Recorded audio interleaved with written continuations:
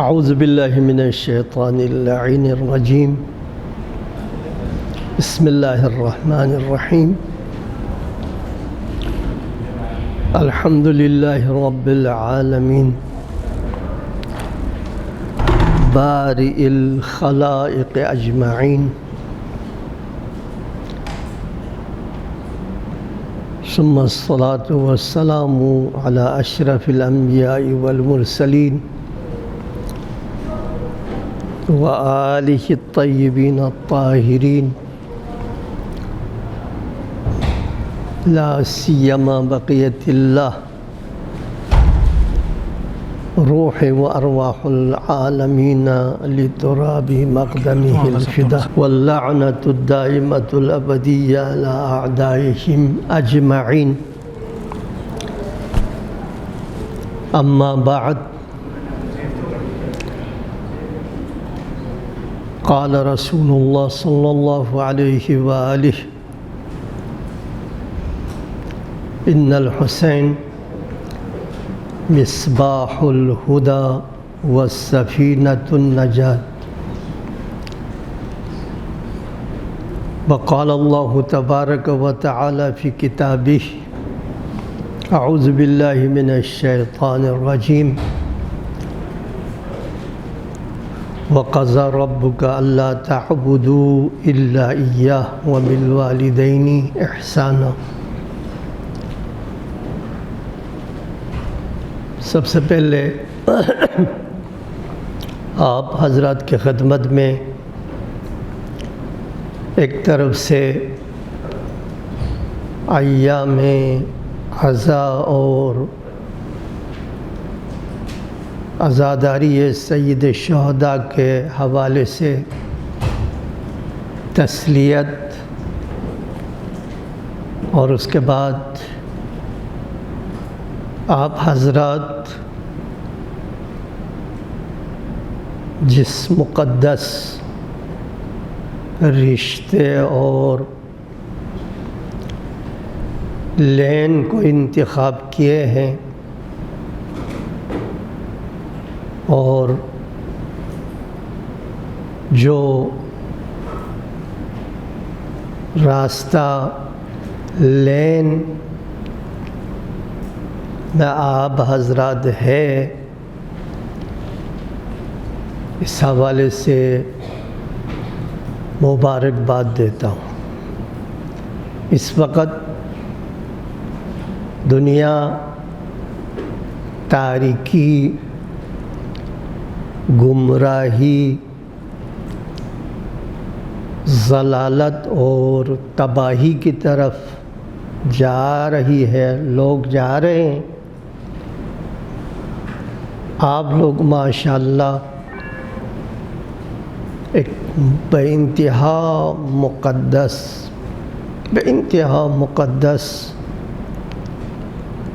میدان اور کام کو انتخاب کیے ہیں۔ میں اپنے موضوع سے ہٹ کر دو حدیث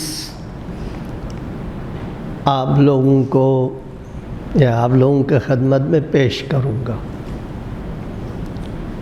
کہ یہ جو لین آپ نے انتخاب کیے ہیں اور تبلیغ دین ہے نا، تبلیغ دین، ذاکر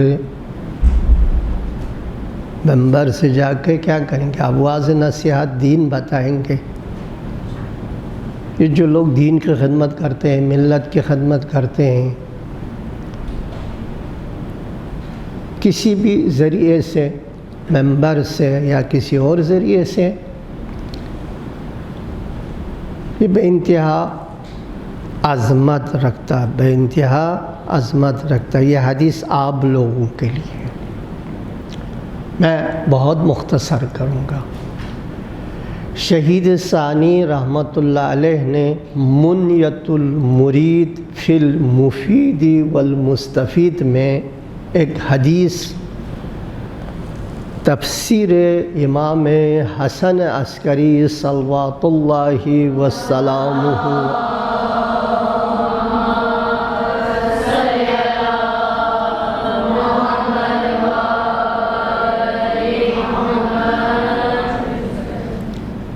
نقل کیے ہیں، اور اس حدیث کے راوی حضرت زہرا سلام اللہ علیہا ہے۔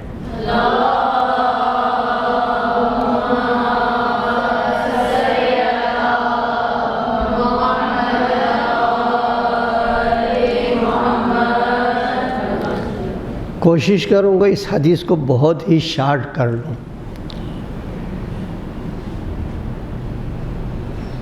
جناب سیدہ کے خدمت میں ایک آپ کے عمر کے خاتون تشریف لائیں اور کہا میری والدہ عمر رسیدہ ہے،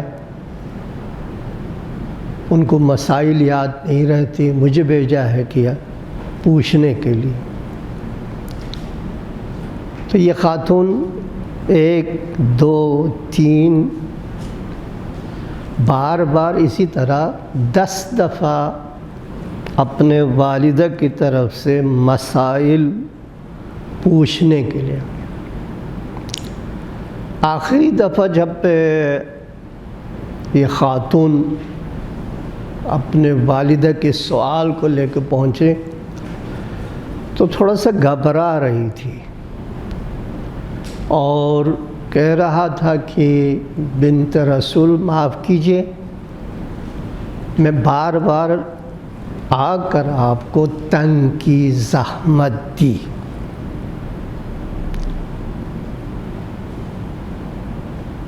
جناب سیدہ نے فرمایا بہن تم نے مجھے زحمت نہیں دی، تنگ نہیں کیا، بلکہ تو میرے لیے فرشتہ رحمت ہے۔ کہا کیسے؟ فرمایا کہ میں نے اپنے والد گرامی حضرت محمد مصطفیٰ صلی اللہ علیہ وآلہ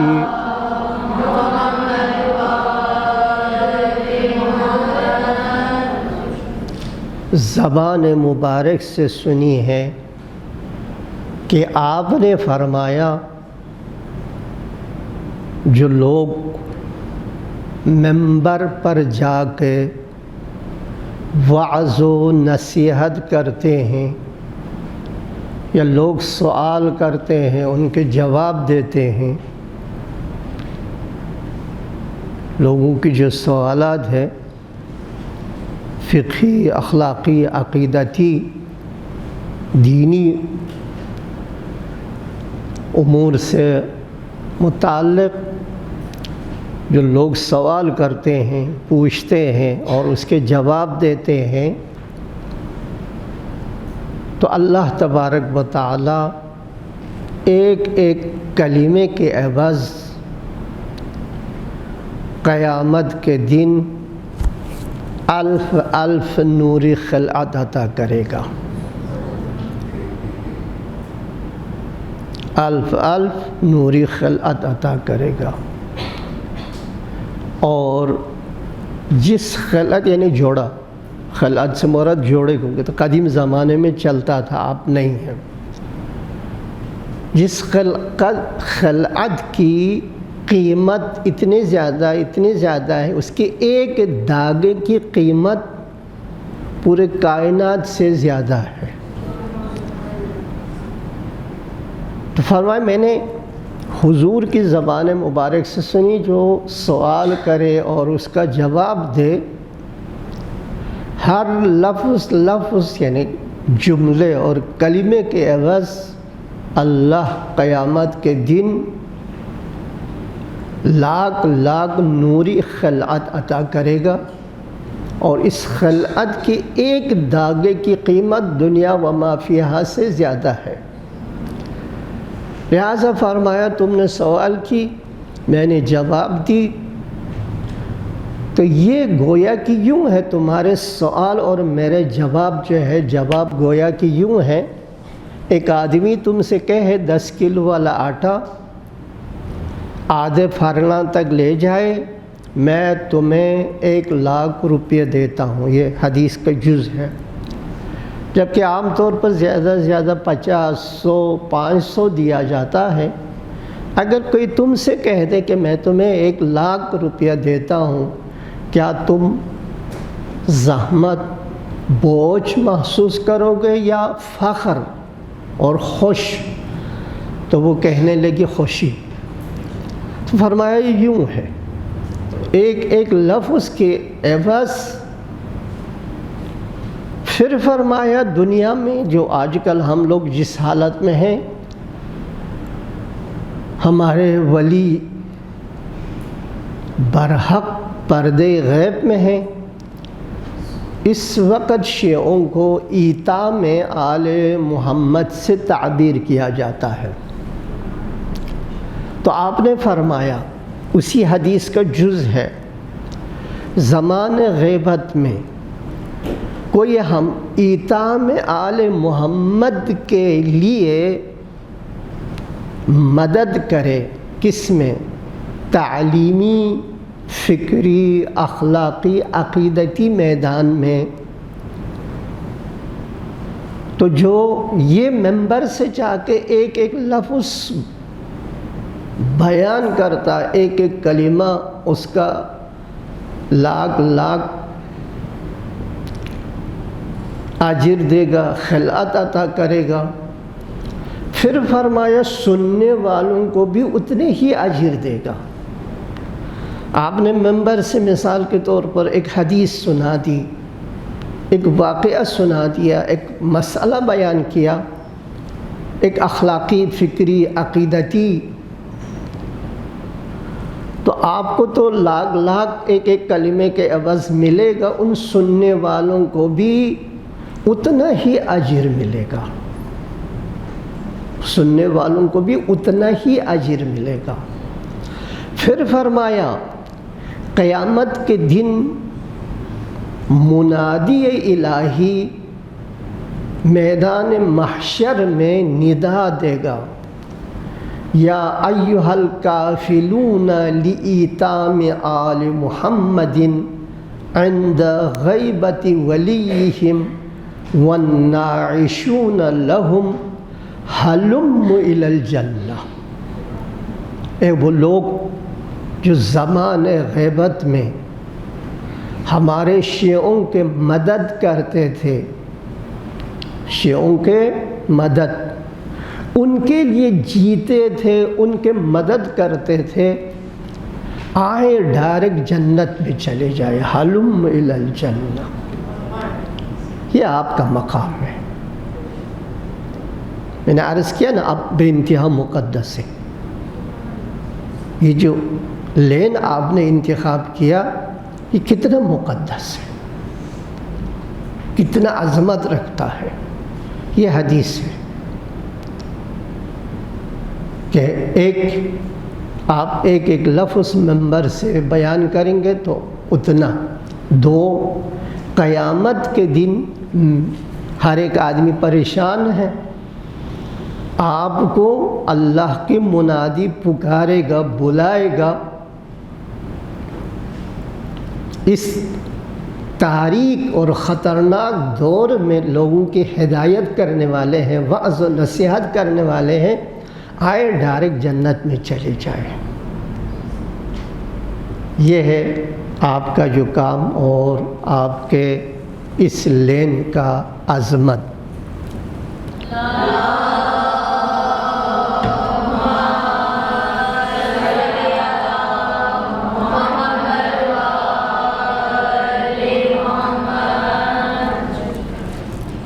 آج کل خیر آپ لوگوں نے تو بہت کچھ گزار دیے، لیکن میں موضوع کچھ اور دیکھا تھا. اس وقت جو ہم لوگوں کی ذمہ داری کیا ہے؟ اس وقت سب سے مشکل کام ہمارے معاشرے میں، خصوصاً آپ حضرات کے لیے، چونکہ میں معاشرے میں رہتا ہوں، میں پہلے بفر زون میں رہتا تھا، وہاں پر بھی خواتین کی مجلسیں، اور ابھی گلستان میں رہتا ہوں، وہاں پر بھی چھوڑ دیتا ہوں اس کو۔ بنیادی مشکل کیا ہے اس وقت؟ فکری مسائل ہیں۔ لہٰذا آپ لوگوں کی بنیادی ذمہ داری یہ ہے کہ ممبر سے کوشش کریں، جو آپ کے سننے والے ہیں، سننے والیاں ہیں، ان کے فکر کو صحیح کریں، فکر کو صحیح کریں۔ ٹھیک ہے، معلومات آپ دیں گے، الفاظ آپ دیں گے، سب کچھ دیں گے، آیا حدیث یہ وہ، لیکن اس پر بس نہ کریں، بلکہ ان کی فکر کو میں جو تھوڑا بہت بعض اوقات دیکھتا ہوں، والدین فرشتہ ہے۔ میں دیکھتا ہوں مثلا صبح 3 بجے اٹھتے ہیں، نماز شب پڑھتے ہیں، دعائیں پڑھتے ہیں، یہ کرتے ہیں وہ کرتے ہیں، لیکن بچوں کی طرف سرے سے توجہ نہیں ہے، بچوں کی طرف سرے سے توجہ نہیں ہے۔ لہٰذا آپ کی ذمہ داری میں سے ایک اہم جز جو ذاکر سید شہداء ہے، ذاکر میں نے اس کا عظمت ابھی بیان کیا، حدیث آپ کے سامنے۔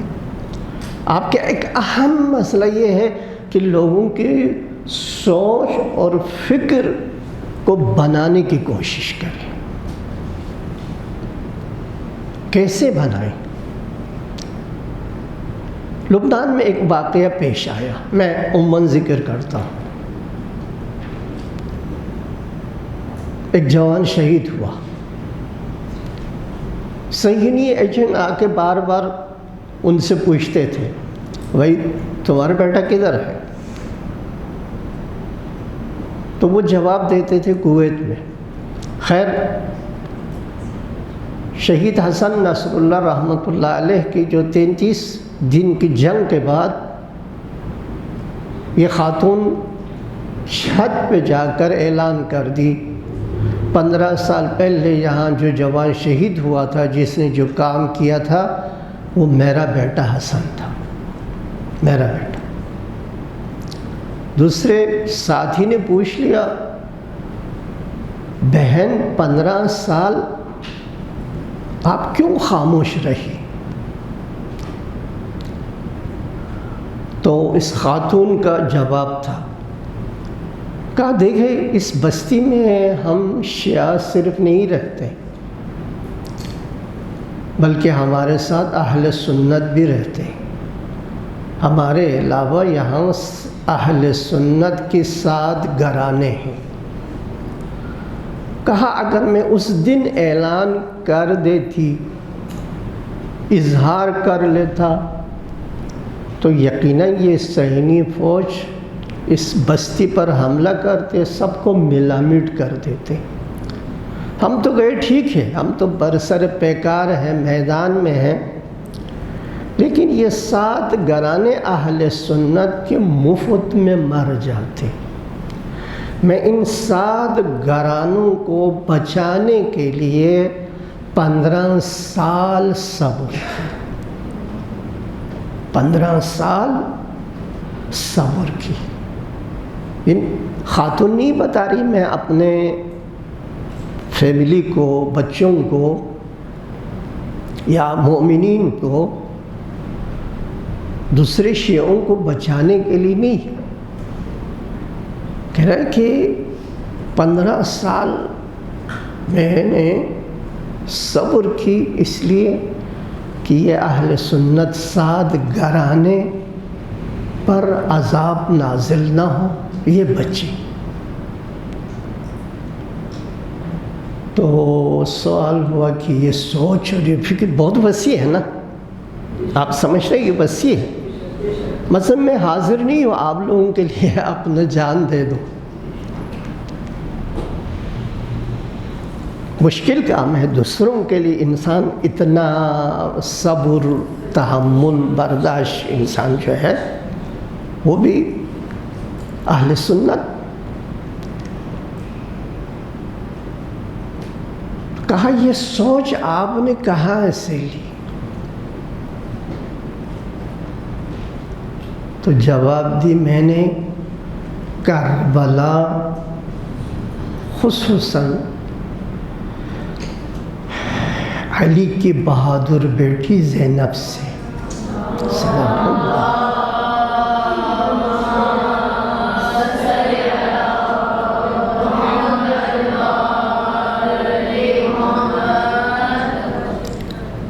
وعجل فرج، یہ بے انتہا اہم ہے. تو لہٰذا ہمیں بھی اپنے جو آپ کے زیر منبر ہے ان کے فکر کو بنانے کی ضرورت ہے. اور کربلا ہمیں یہی درس دیتا، درس کربلا یہی ہے، ایثار، گذشت، قربانی. ایک اور چیز جو ہے میں بہت ہی مختصر کر کے عرض کر رہا ہوں، آپ لوگ کوشش کریں، آپ لوگ کر سکتے ہیں، آپ لوگ کر سکتے ہیں. میں پاکستان خصوصاً کراچی میں جو ہمارے خواہران ہیں ان کی جو خصوصی مجالس ہے اس کو دیکھتا ہوں، سمجھتا ہوں، جانتا ہوں. اس حوالے سے آپ بہت کچھ کر سکتی ہیں. اس میں سے ایک دین اور دینداری کی اہمیت ذکر کیجیے.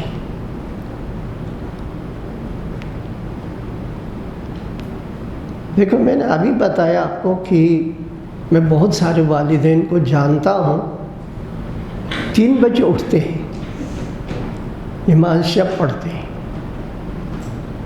مسجد میں جاتے ہیں، تلاوت قرآن کرتے ہیں، سب کچھ کرتے ہیں. لیکن اکثر کے بچوں کو، ان کے جو بچے ہیں ان کو مسجد کا راستہ معلوم نہیں ہے، مسجد کا راستہ معلوم نہیں ہے. میرے مدرسے کے پاس ایک اور مدرسہ ہے، وہاں جمعے سے جب لوگ نکلتے ہیں کم از کم 30% 8 سے 14 سال کے بچے ہوتے ہیں. اور باب النجم میں میں کبھی کبھار نماز جمعہ پڑھانے جاتا ہوں تو کم از کم 500 ہوتے ہیں، 500 لوگ. اس میں یہ 3 مومنین ہیں، اپنے 2 بچوں کو لے آتے ہیں. 6 سے زیادہ میں نے کبھی نہیں دیکھا، 6 بچوں سے زیادہ. دیندار ہونا الگ ہے اور دیانتداری اور دین کا جو فکر ہے وہ الگ ہے. لہٰذا آپ منبر سے اپنے اسی ذاکری کے ذریعے سے یہ ایک اہم کام آپ سر انجام دے سکتی ہیں.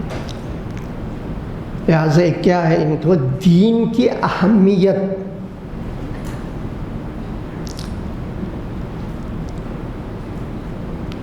آیا یہ دین اہم ہے یا ایک مذاق ہے؟ انسان جو دنیا میں ہے باقی موجودات سے مختلف ہے. باقی موجودات یعنی میں جن اور فرشتوں کا ذکر نہیں کر رہا ہوں، ان کے زندگی کا ایک حصہ ہے، ایک حصہ وہ یہی دنیا. اما انسانی زندگی کا 2 حصہ ہے، ایک دنیاوی، ایک موت کے بعد والا. موت کے بعد والی زندگی جو ہے وہ زیادہ اہم ہے. وہ طویل بھی ہے، دائمی بھی ہے، اہم بھی ہے۔ یہ جو دنیاوی زندگی ہے، انسان اگر خود اپنے لیے کچھ نہ کر سکا تو دوسروں سے مدد لے سکتا ہے، لیا جا سکتا ہے، آرام سے رشتہ دار، دوست، احباب، کسی سے بھی انسان اس زندگی کے لیے مدد لے سکتا ہے۔ اما وہ زندگی جو دائمی ہے، وہ آپ خود کچھ کرے ٹھیک، ورنہ کسی اور سے مدد نہیں لے سکتا۔ لہذا دین کہاں کام آتا ہے؟ دنیا میں بھی، آخرت میں بھی۔ یہ اس زندگی میں بھی دین کام آتا ہے، اور اس زندگی میں بھی دین کام آتا ہے، کارآمد ہے، مفید ہے، بلکہ زیادہ مفید ہے۔ لہذا اس موضوع کو بھی آپ سامنے رکھ کر جو ہے ہمارے پاکستانی اصطلاح میں سامعین کو سمجھا سکتے ہیں۔ یہ ہو گیا مقدمہ، اور جو میں اپنے لیے جو تھوڑا دیکھ کے سوچ کے آیا تھا، اس کے بارے میں بھی تھوڑا سا آپ لوگوں کو ستاؤں گا۔ ایک صلوات پڑھ لیجیے آپ۔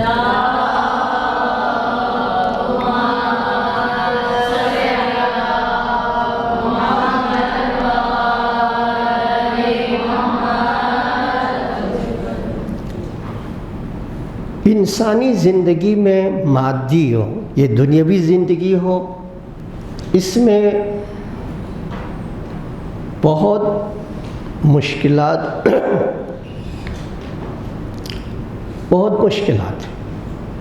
دنیاوی زندگی ہو یا اخروی زندگی، مختلف قسم کی پریشانیاں ہیں، مشکلات ہیں، پرابلم ہیں۔ اس کے حل کیا ہے؟ حل کے لیے اسلام نے، دین نے، قرآن نے کیا پیش کیا ہے؟ کیا چیز پیش کیا ہے؟ مختلف چیزیں ہیں۔ ایک اللہ کی عبادت اور بندگی، دو انبیاء کی اطاعت، تین ائمہ اور امام وقت کی اطاعت اور رہنمائی۔ لیکن ان سب سے ہٹ کر قرآن نے، اسلام نے ہماری جو زندگی کی دنیاوی اور اخروی زندگی دونوں کی مشکل کے حل کے لیے ایک اور چیز دیا ہے، وہ بر والدین ہے۔ والدین کے ساتھ نیکی، والدین کے ساتھ نیکی، والدین کے ساتھ نیکی، احسان، ان کی اطاعت گزاری، ان کے بات ماننا، ان کی خدمت کرنا، یہ انسان کے دنیاوی مشکلات کو بھی حل کرتا ہے، یعنی اس میں بھی کام آتا ہے، اور آخرت کی مشکلات کے حل کے لیے بھی کارآمد ہے۔ میں زیادہ زحمت نہیں دوں گا، دو مثال پیش کرتا ہوں۔ ایک سورہ بقرہ میں بنی اسرائیل کا ایک واقعہ ہے۔ انہوں نے کسی نے کسی کو قتل کیا، کچھ لوگ مقتول کے وارث کے طور پر حضرت موسیٰ علی نبینا علیہ وآلہ وسلم کے خدمت میں آیا اور کہا قصاص لے۔ لیکن قاتل نہیں مل رہا تھا، لوگ جانتے تھے۔ تو قاتل کو ڈھونڈنے کے لیے کیا کیا جائے؟ حضرت موسیٰ علیٰ نبینا علیہ وآلہ وسلم نے اللہ کے حکم سے فرمایا ایک گائے ذبح کرے۔ بنی اسرائیل کے لوگوں نے مذاق اڑائے اور حضرت موسیٰ نے جواب دی۔ پھر انہوں نے کہا کہ گائے کس قسم کی ہو؟ اللہ سے پوچھے۔ 2-3 دفعہ تکرار، آخر میں کہا اس قسم کی گائے بہت سارے ہیں، ہم کس کو ذبح کریں؟ تو اللہ نے ایک آخری فیصلہ سنا دیا اس خصوصیات کی گائے کو۔ فَذَبَحُوهَا وَمَا كَادُوا يَفْعَلُونَ۔ آخر میں وہ لوگ مجبور ہو گئے گائے ذبح کرنے پر۔ گائے ڈھونڈے تو شہر میں یہ اس خصوصیت کی گائے صرف ایک آدمی اور ایک جوان کے پاس تھا، ایک جوان کے پاس۔ جوان سے کہا یہ گائے ہمیں فروخت کرے، بیچ دیں۔ انہوں نے کہا نہیں دیتا، مگر ان کی اس کی کھال بھرے جواہرات دے دے۔ وہ لوگ مجبور ہو گئے اتنے مہنگے دام اس گائے کو خریدنے پر۔ ممکن ہے گائے کی قیمت 1 لاکھ ہو، ان کو کروڑوں دینا پڑے۔ تفسیر المیزان، تفسیر نمونہ اور 2-3 اور جگہوں پر یہ واقعہ تفسیر نور الثقلین اور تفسیر ابن کثیر سے نقل کرتے ہیں۔ کہتا ہے یہ گائے ایک صالح جوان مالک تھا اس گائے کا، ایک صالح جوان۔ یہ جوان کسی سے سودا کر کے آیا تھا، یعنی مال خریدا تھا، پیسے دینے کے لیے گھر آیا، اور جس سیف میں پیسہ تھا اس کی چابی باپ کے سرانے کے نیچے، اور باپ آرام کر رہا تھا۔ دوسرے کو جلدی تھی، وہ کہہ رہا تھا ابھی پیسہ دو ورنہ میں یہ سودا ختم کر دوں گا۔ یہ جوان سوچ میں پڑا، آیا یہ جو سودا کر کے آیا ہے بہت ہی فائدہ ہے، پروفٹ بہت زیادہ ہے، اس کو دیکھوں یا باپ کی مختصر وقت کے آرام کو۔ جوان صالح تھا، سوچنے کے بعد وہ اس نتیجے پر پہنچے ٹھیک ہے مال دنیا ہے، بہت ہے، لیکن باپ کے 2 منٹ کے آرامی میرے لیے زیادہ اہم ہے اس پیسے سے۔ باپ کو نہیں اٹھایا، دوسرا آدمی سودا اور یہ معاملہ خراب کر کے چلا گیا۔ جب باپ اٹھا بیدار ہوا تو اس کو پتہ چلا میرے بیٹے نے میرے آرام کے لیے، مختصر آرام کے لیے یہ سارے فائدے، دنیاوی فائدے سے ہاتھ اٹھایا ہے۔ تو ایک باپ کے پاس یہ گائے تھی، اس بیٹے کو دے دیا، تم نے جو خسارہ اٹھایا ہے اس کے عوض۔ اور دوسرا باپ نے دعا کی، مالک میرے بیٹے نے جس طرح میرے ساتھ نیکی اور احسان کیا ہے تو بھی اسی کے ساتھ ایسا ہی احسان کرے۔ لہٰذا یہ جو 4 کتابوں کا میں نے ذکر کیا، اس میں یہ نقل کیے ہیں اللہ تبارک و تعالیٰ اس جوان کو باپ کے ساتھ اس نیکی کا اجر اور دنیا میں اجرت دینا چاہتا تھا۔ دنیا میں اجرت دینا چاہتا تھا ایک، تو لہٰذا دنیا میں فائدہ ہو، والدین کے ساتھ نیکی، یعنی آپ ممبر سے بتا سکتے ہیں دنیا میں یہ فائدہ ہے، یہ فائدہ بہت سارے اور بھی ہیں، میں نہیں جاتا ہوں، نہیں تھکاؤں گا آپ کو۔ دوسرا، اجر اخروی اپنی جگہ پر ہے، نجات اخروی، درجات اخروی، اجر اخروی، عالم برزخ میں سکون، یہ سب اپنی جگہ پر ہیں۔ اس کے علاوہ آپ کی زندگی منور اور معطر ہوگا۔ جو لوگ والدین کے ساتھ نیکی کرتے ہیں، احسان، وَلَا تَقُلْ لَهُمَا اُفٍّ، اس کی زندگی جو ہے وہ منور بھی ہوتا ہے، نورانی، اور معطر بھی ہوتا ہے، خوشبودار۔ آپ جانتے ہیں کہ ایک جوان ہے اویس قرنی کے نام سے، اس کو پتہ چلا حضور مدینہ تشریف لائے ہیں، تو والدہ تھی رسیدہ، دیہات میں رہتے تھے، والدہ سے اجازت لی کہ حضور کی دیدار کے لیے مدینے جائے، حضور کی دیدار کے لیے مدینے جائے۔ والدہ نے ان کی مشروط اجازت دی، کہا ٹھیک ہے میں تمہیں اجازت دے دیتی ہوں، لیکن ایک شرط ہے، دم غروب سے پہلے، سورج ڈھلنے سے پہلے واپس آ جائے۔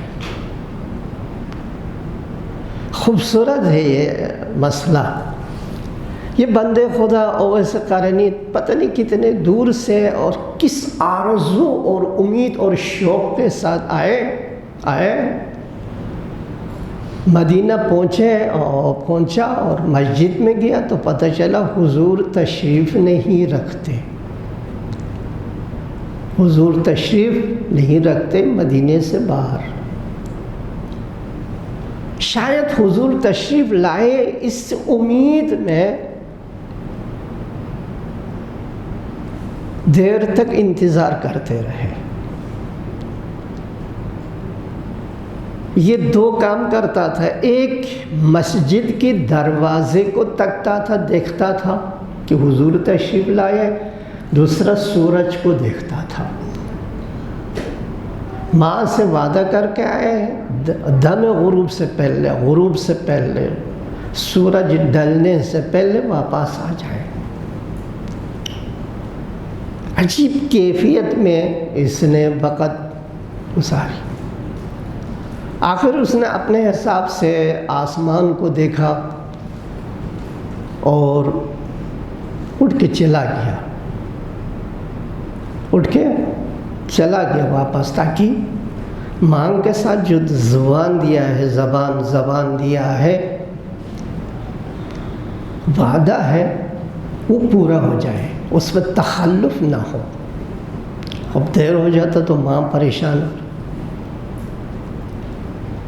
اتفاق سے یہ جوان دیہاتی اویس قرنی مسجد سے نکل گیا، 2-4 منٹ بعد حضور پہنچے۔ حضور دیکھتے ہی فرمانے لگے، ادھر ایک جو نور ہے، یہ نور کس کا ہے؟ اور یہاں سے ایک عجیب خوشبو آ رہی ہے، یہ خوشبو کس کا ہے؟ جہاں پر یہ جوان جو حضور کو نہیں دیکھ سکا، آپ کی زیارت نہیں کر سکا، جہاں یہ بیٹھا تھا وہ جگہ سے نور بھی پھوٹ رہا تھا اور خوشبو بھی۔ حضور نے پوچھ لیے کہ یہ نور کس کا ہے اور یہ خوشبو کس کی؟ یعنی آپ فرما رہے ہیں یہاں سے اس جگہ سے خوشبو بھی آ رہا اور نور بھی۔ لوگوں نے کہا ایک دیہاتی جوان آیا تھا اویس کے نام سے آپ کی زیارت کے لیے، وہ چلا گیا اور یہ کہہ کے چلا گیا کہ میں نے اپنے ماں سے وعدہ کیا ہے دم غروب سے پہلے وہ مغرب سورج ڈلنے سے پہلے مجھے پہنچنا ہے۔ حضور نے فرمایا سبحان اللہ، یہی ہے کہ اس نے اپنے ماں کے ساتھ کیے ہوئے وعدے کو پورا کیا، لہٰذا اللہ نے اس کی جگہ کو منور بھی کر دیا اور معطر بھی کر دیا۔ بے انتہا خوبصورت ہے والدین کے ساتھ نیکی کا ایک دنیاوی صلہ اور ایک اخروی کہ میں نہیں جاتا ہوں، لہٰذا اللہ تبارک و تعالیٰ نے قرآن میں والدین کے ساتھ نیکی کو اپنے توحید کے ساتھ ملا دیا۔ وَقَضَى رَبُّكَ أَلَّا تَعْبُدُوا إِلَّا إِيَّاهُ وَبِالْوَالِدَيْنِ إِحْسَانًا۔ اب آپ مجھ سے یہ پوچھ سکتی ہے کہ یہ دوسرا حصہ میں نے کیوں انتخاب کیا اور کیوں ذکر کیا؟ وہ یہ ہے کہ آپ ذاکر ہے، آپ مربی ہے، آپ خطیب ہے، آپ واعظ ہے، آپ کی ایک حیثیت ہے معاشرے میں، سننے والوں میں۔ اور آج کل کا جو حالات ہے خصوصاً سوشل میڈیا کے وجہ سے، البتہ اس سے بھی ہٹ کر بھی ہے، الیکٹرانک میڈیا، سوشل میڈیا کی وجہ سے، خصوصاً یہ موبائل، آج کل جو نئی نسل ہے ان کا فکر اور سوچ بالکل ختم ہو چکا ہے، بالکل ختم اور تباہ۔ اس کا نتیجہ کیا ہو رہا ہے کہ شاید آپ لوگ جانتے ہو یا نہیں، میں جانتا ہوں، میرے پاس کیسز بہت آتا ہے۔ بعنوان ایک ملا، کل ہی ایک کیس آیا تھا، وہ ہے طلاق کا۔ طلاق گھر میں میاں بیوی کی لڑائی جھگڑا اختلاف جدائی، اس کا مین ریشہ کیا ہے؟ ایک نئے نسل کا سوچ یہ ہے میں پڑھا لکھا ہوں، تعلیم یافتہ ہوں، دنیا سے آگاہ، اور والدین کو سمجھتے ہیں کہ یہ بوڑھے بالکل دنیا اور حقائق سے بے خبر، لہٰذا اپنی زندگی جو ان کی جو انفرادی لائف یا اجتماعی لائف، اپنا جو زندگی ہے یا ازدواجی زندگی ہے، اس میں وہ خود کو مستقل سمجھتے ہیں، خود کو عقل کل ان کو بیکار، لہٰذا رشتے کے انتخاب میں، اس میں اس میں بہت ساری چیزوں میں ان سے مدد لینے، رہنمائی لینے، پوچھنے کی ضرورت محسوس نہیں کرتے۔ نتیجہ وہی جو آپ لوگ بھی دیکھ رہی ہے اور میں بھی دیکھتا ہوں، شکست و ریخت ہے، شکست و ریخت۔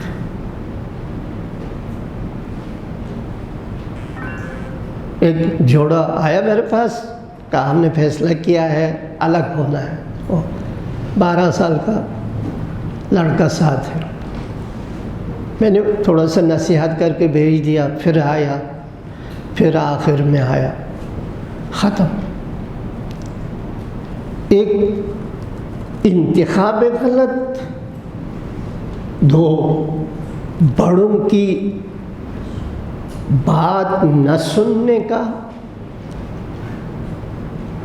تیسرا عدم برداشت کا۔ میں عدم برداشت کو چھوڑ دیتا ہوں، موضوع سے باہر نہیں جاتا ہوں۔ لہٰذا آپ ممبر سے والدین کی اہمیت دنیاوی زندگی میں اور اخروی زندگی میں دنیاوی زندگی میں مادی لحاظ سے بھی فائدہ ہے، جیسا کہ میں نے وہ مفسرین کے نظریے کو بیان کیا۔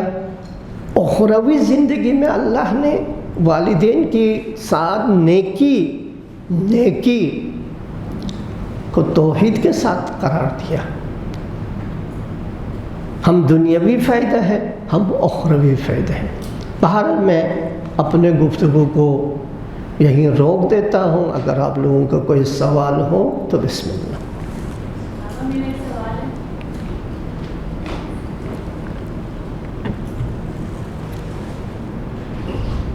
بسم اللہ۔ اور جیسا آپ کہہ رہے ہیں نا جی کہ آپ نے کہا کہ پیرنٹس کا اور والدین کا ممبر سے وہ بیان کر کے اہمیت کیا ہے، ممبر سے مجھ کو کی اہمیت بیان، لیکن دولت کی اہمیت کی بیان نہیں کیا جاتا۔ یہ وہ بعض گھروں میں ایسا ہوتا ہے کہ دولت کی کوئی ویلیو نہیں ہوتی اور اپنی فیملی جو شوہر ہے وہ اپنی فیملی کو بڑا اہمیت دیتے ہیں۔ اصل میں بوڑھا ہو گیا ہوں، کان تھوڑا سا سنگین ہے، اگر آپ اونچا بول دیجیے۔ آپ نے کہا نا کہ والدین کی اہمیت کا بیان کیا جائے ممبر سے، تو والدین کی اہمیت کو تو بیان کیا جاتا ہے لیکن دولت کی اہمیت کا نہیں بیان کیا جاتا۔ صحیح تو بہت سے شوہر ایسے ہیں جو صرف والدین کی اہمیت جانتے ہیں۔ صحیح، بہت خوبصورت ہے کہ والدین کی اہمیت تو بیان کیا جاتا ہے، لیکن ازدواجی زندگی اور جو اس کے اہمیت نہیں۔ میں اصل میں اس مختصر وقت میں ایک مطلب آپ کے خدمت میں بتا سکتا تھا، تو وہ بتا دیا۔ نہیں، ہمیں ہر چیز کی طرف توجہ دینے کی ضرورت ہے، ہر چیز کی طرف۔ یہ نہیں ہے کہ مثلا ازدواجی زندگی، جب آپ نے سوال کی تو میں بتا دیتا ہوں۔ میرا ایک بہت ہی قریبی دوست ہے، ان کی نواسی کا نکاح پڑھانے کے لیے مجھے لے گیا۔ تو آپ سب جانتے ہوں کہ شاید یہ جو شادی شدہ ہے وہ تو یقیناً وہ مولا کو وہاں پر مولانا کو اجازت لینے کے لیے جانا ہوتا ہے۔ تو میں اجازت لینے کے لیے گیا تو الحمدللہ وہاں کوئی نہیں تھا۔ وہ لڑکی، اس کا والدہ، اس کا نانا، یعنی ماں، بیٹی اور نانا، یہ تین تھا، کوئی اور نہیں تھا۔ تو میں نے کہا اس سے موقع سے فائدہ اٹھاؤں، تو میں نے ایک نصیحت کر دی۔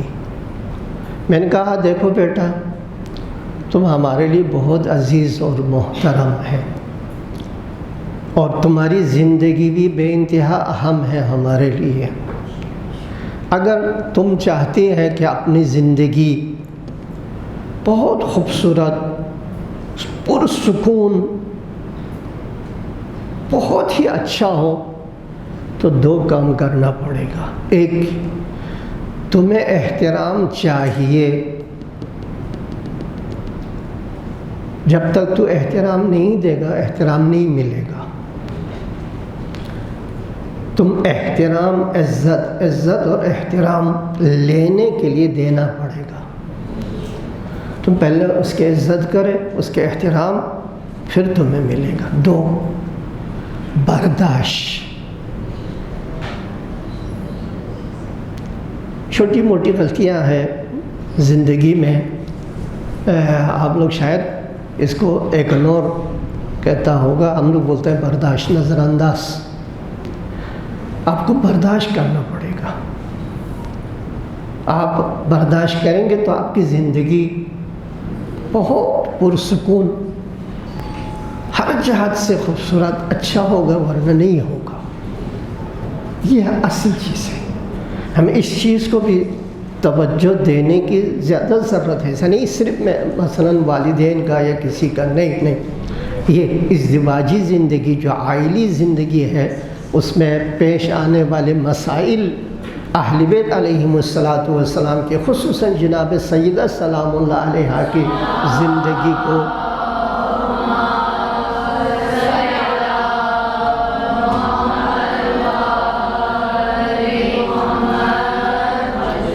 اسوہ بنا سکتے ہیں۔ اسوہ یہ نہیں کہہ سکتا مثلا مولا اور آپ کی زندگی میں کوئی مشکل پریشانی پرابلم نہیں ہے، نہیں، لیکن طرف کو سمجھنے کی بے انتہا۔ جی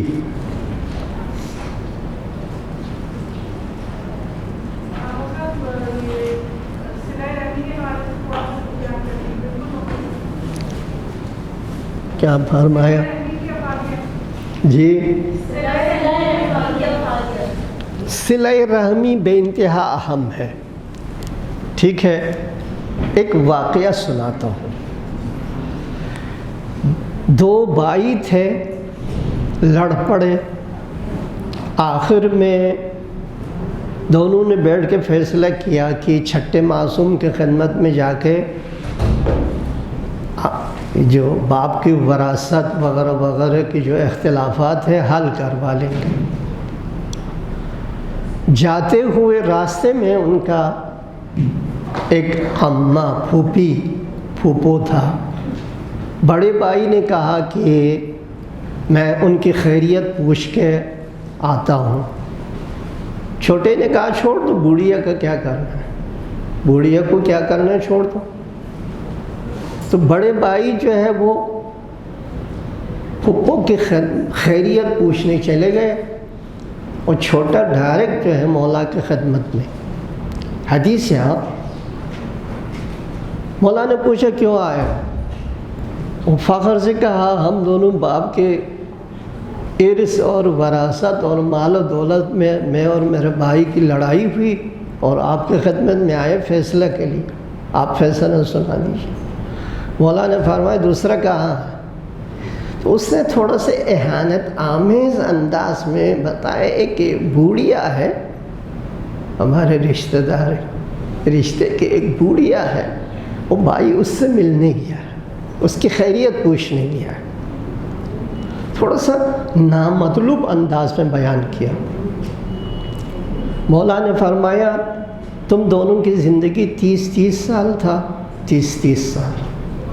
لڑائی کی وجہ سے اللہ نے کم کر کے 3 دن باقی رکھا، یعنی 30 سال کی زندگی 3 دن۔ تمہارے بڑے بھائی نے تمہارے کہنے کے مطابق اس بوڑھیا کی خیریت پوچھنے گیا، یہ کام کیا، تو اللہ نے اس کو 30 سال کی زندگی واپس دے دی، اور تم نے اس کار خیر کو چھوڑ دیا، لہٰذا تم صرف 3 دن باقی ہے، فیصلے کی ضرورت نہیں، وہ سب کچھ اس کو ملے گا۔ اب آپ دیکھ لیجئے گا کہ صلہ رحمی کا دنیاوی زندگی پر کتنا اثر ہے، لہٰذا یہ بھی بے انتہا اہم ہے۔ بے انتہا میں زیادہ ضرورت نہیں، آج کل موبائل ہے، خیر خیریت پوچھے کافی ہے، ٹھیک ہے۔ بر محمد و آل محمد صلی اللہ علیہ وسلم۔